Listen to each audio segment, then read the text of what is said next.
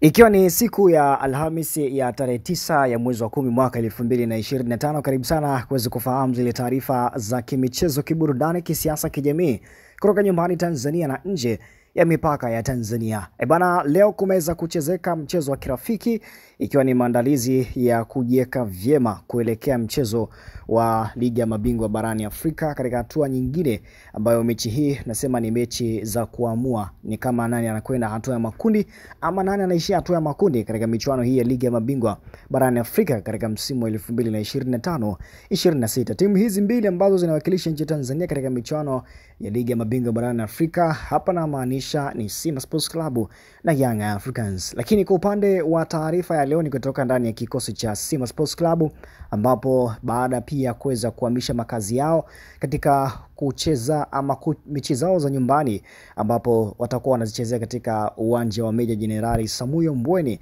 jijini Dar es Salaam, na Young Africans katika mechi zake za nyumbani basi wao watacheza pale KMC. Lakini katika upande wa Simba Sports Club leo siku ya Alhamisi wameweza kucheza mchezo wa kirafiki, mchezo dhidi ya timu ya Al Hilal ya kule nchini Sudani, na mchezo huu umetamatika katika dimba la Meja Jenerali Samuyo kwa Simba kuweza kufunga ama kuondoka na ushindi wa magoli 2-1. Lakini pia leo mchezo huu wa kirafiki kati ya Simba na Al Hilal ya Sudani umeweza kuchezeka bila hata ya kuonyeshwa katika mwenye haki ya matangazo kwa maana ya Azam TV, lakini ndivyo ambavyo mwenendo wa matokeo nikasema si vibaya kuweza kusogezea hapa kuweza kufahamu matokeo yote ya mchezo huu wa kirafiki, ambapo Simba ameondoka na ushindi wa magoli 2-1. Na katika mchezo huo mabao yote ya klabu ya Simba Sports Club imefungwa na kiungo moja kati ya watu ambao wanafanya vizuri ama wamekuwa na wakati mzuri tangu wasajiliwa ndani ya kikosi cha wekundu wa Msimbazi Simba Sports Club. Huyu anamaanisha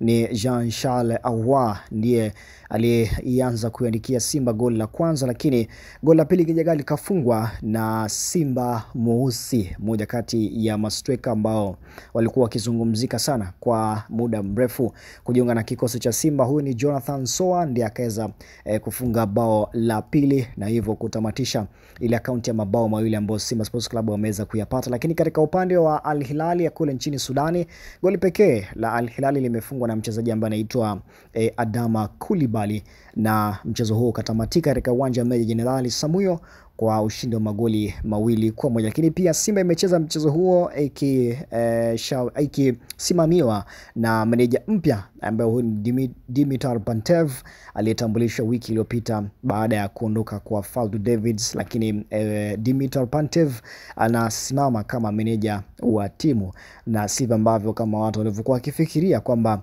angeenda kuwa labda ni kocha mpya kama ambavyo watu walikuwa wamefikiria. Lakini kwa upande wa Ahmed Ali, alisema kwamba kocha mwingine atakuja, kocha ambaye ataweza ni kocha mwenye uwezo mkubwa, lakini pia ni kocha ambaye atakuwa anakwenda kuifikisha Simba katika yale malengo ambayo wamekuwa wakiyatamani kwa muda mrefu. Hivyo full time katika dimba la Meja Jenerali Samuyo Mbweni jijini Dar es Salaam, mchezo umetamatika ni kati ya wenyeji ni Simba Sports Club ikishinda magoli 2-1, magoli yote ya Simba kifungwa na Jean Charles Ahoua pamoja na Jonathan Soa, huko kwa upande wa goli pekee la Hilal likifungwa na Adama Coulibaly. Na mchezo huo, na kama nilivyokuambia kwamba ulionyeshwa bila ya kuweza kuonyeshwa kama ambavyo watu wengi walitarajia kuonyeshwa katika mchezo huo wa kirafiki na mwenye haki ya matangazo ambaye ni Azam TV.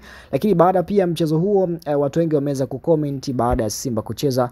Mwingine akasema mbona mnacheza gizani, mbona muoneshi mechi, mnaogopa watu kujua matokeo yenu. Lakini pia mwingine akasema mbona hata Misri walikuwa wana tupi. Lakini pia mwingine akasema kwamba wakati Ahoua yupo Bunju, Pacome yupo kwenye mechi za Quality WC. Ni moja kati ya comment ambazo watu wengi wameweza kuzitoa baada ya mchezo huo kuweza kutamatika.